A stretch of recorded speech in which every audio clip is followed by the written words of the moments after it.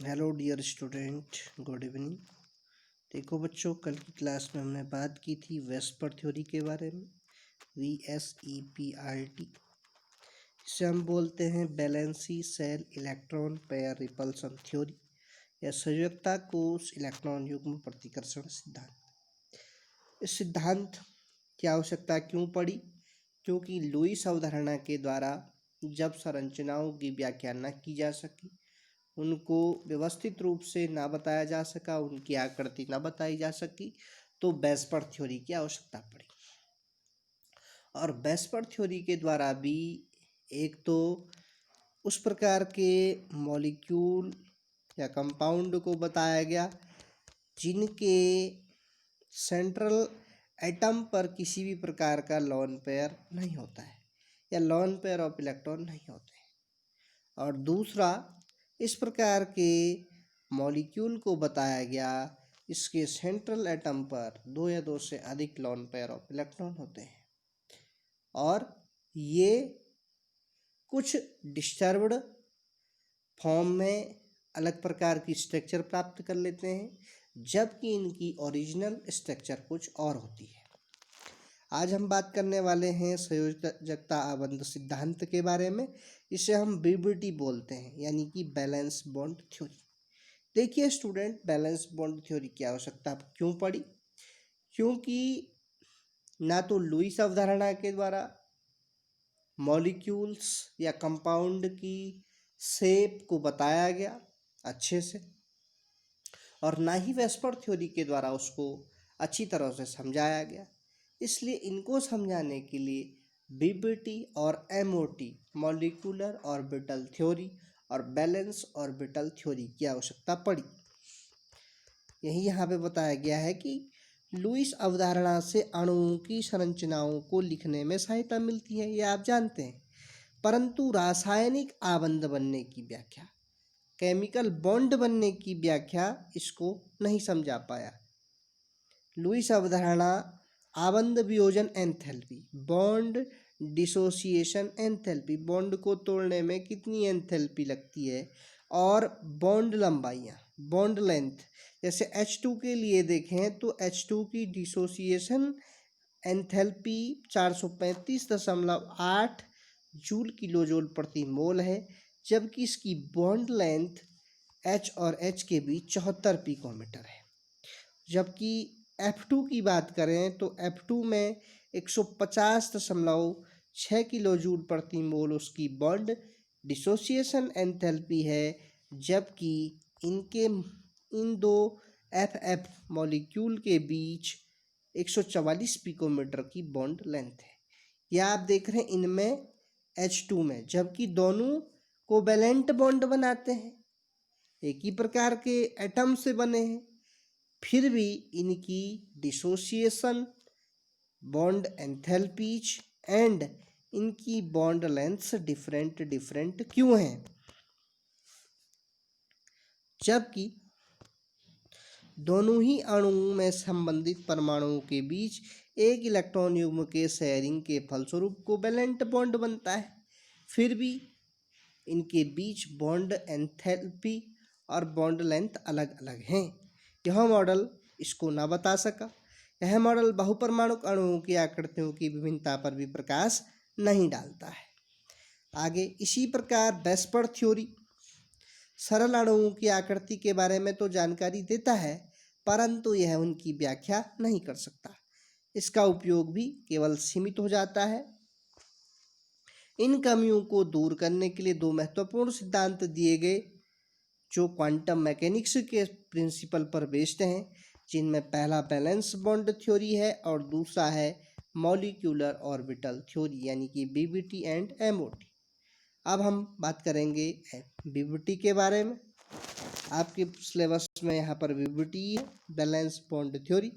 Valence bond theory को सर्वप्रथम Hitler और लंदन ने वेब मैकेनिक्स के आधार पर समझाया। पॉलिंग और स्लेटर, पॉलिंग वही जिन्होंने इलेक्ट्रोनेगेटिविटी को कैसे मेजर करते हैं उसके बारे में एक स्केल दिया था, ने BBT में रेजोनेंस क्या होता है, संकरण हाइब्रिडाइजेशन, ये हम आपको बताएंगे इसी लेक्चर में, इसी यूनिट में तथा दिशात्मक गुण को समझाया। कुछ महत्वपूर्ण बिंदुओं की बात करते हैं बीबीटी पर। मेन पॉइंट ऑफ बीबीटी, पहला, सहसंयोजक बंध बनने में केवल बाह्यतम कोश में ही इलेक्ट्रॉन भाग लेते हैं। यह आप जानते हैं, जैसे हमने क्लोरीन Cl2 को बनना सीखा था, तो Cl के केवल वैलेंसी सेल ही भाग ले रहे थे, वैलेंसी इलेक्ट्रॉन। प्रत्येक बंधित परमाणु की अपनी अलग पहचान होती है। बॉन्डेड एटम की, परमाणु के मध्य बॉन्ड बनने पर प्रयुक्त इलेक्ट्रॉन अपनी ऊर्जा खो देते हैं। जब परमाणु के मध्य बॉन्ड बनते हैं तो इलेक्ट्रॉन अपनी ऊर्जा खो देते हैं, उनकी ऊर्जा का ह्रासमेंट हो जाता है और बॉन्ड के इलेक्ट्रॉन का दोनों परमाणुओं के मध्य आदान प्रदान होता रहता है, जिससे बॉन्ड का स्थायित्व बढ़ जाता है। यह आप जानते ही हैं, जैसे हमने ओजोन की बात करी थी कल, ओजोन के मॉलिक्यूल की बात करी थी। ओजोन के स्ट्रक्चर को आप देखें तो O double bond O single bond O होता है। ये 4 इलेक्ट्रॉन इस ऑक्सीजन के लिए भी हैं, तो ये इस ऑक्सीजन के लिए भी कार्य करते हैं। तो यहाँ पे 2 4 2 6 और 2 8 4 इलेक्ट्रॉनों की सहायता से ये ऑक्सीजन अपना शेयरिंग या ऑक्टेट पूरा कर लेता है और स्टेबल हो जाता है। अब यहाँ पे 4 हैं, फिर ये सिंगल बॉन्ड भी इस ऑक्सीजन से शेयरिंग करता है, तो 4 और 2 6 2 8 इलेक्ट्रॉन। इस प्रकार इसका ऑक्टेट पूरा हो गया। अब इसके पास केवल 2 ही हैं, तो 2 4 और 6, तो इसमें 6 इलेक्ट्रॉन और चाहिए हमें, जिससे ये इन 2 इलेक्ट्रॉनों से शेयरिंग करके अपना ऑक्टेट पूरा कर ले। तो यही बात बताई गई है कि ये ऑक्सीजन के जो डबल बॉन्ड हैं वो इसके भी हैं, इसके भी हैं। ये सिंगल बॉन्ड इस ऑक्सीजन का, जो ये सिंगल बॉन्ड है मतलब 2 इलेक्ट्रॉन, वो इस ऑक्सीजन के भी हैं और इस ऑक्सीजन के भी हैं। तो यही यहाँ पे बात की गई है कि बॉन्ड के इलेक्ट्रॉनों का दोनों परमाणुओं के मध्य आदान प्रदान होता है, इससे बॉन्ड का स्थायित्व बढ़ जाता है। अब बीबीटी में H2 अणु का बनना हम समझते हैं। आप जानते हैं कि H2 एक सहसंयोजी बॉन्ड या कोवेलेंट बॉन्ड बनाता है। माना हाइड्रोजन के 2 परमाणु A व B हैं, जिनके नाभिक N of A and N of B हैं, यानी कि nucleus of A and nucleus of B, तथा उनमें उपस्थित इलेक्ट्रॉनों की संख्या EA और EB है, यानी कि electron of A atom and electron of B atom. फिर ये एक दूसरे की ओर बढ़ते हैं। जब ये 2 परमाणु एक दूसरे से अत्यधिक दूरी पर होते हैं तब इनके बीच कोई अन्योन्य क्रिया नहीं होती है। देखिए स्टूडेंट, ये N ऑफ A या N ऑफ B, इनके जो न्यूक्लियस हैं एक दूसरे से जब मैक्सिमम डिस्टेंस पर स्थित होते हैं तो इनके बीच कोई प्रभाव नहीं पड़ता है, इंटरेक्शन नहीं होती है। जैसे जैसे दोनों परमाणु एक दूसरे के पास पास आते हैं उसी प्रकार इनके बीच अट्रैक्शन या रिपल्सन फोर्स उत्पन्न हो जाते हैं। फॉर एग्जांपल, यहाँ पे Na था, यहाँ पे Nb था। अब हम इनको धीरे धीरे नज़दीक लाते रहे तो इनके बीच अट्रैक्शन और रिपल्सन फोर्स कार्य करने लगते हैं।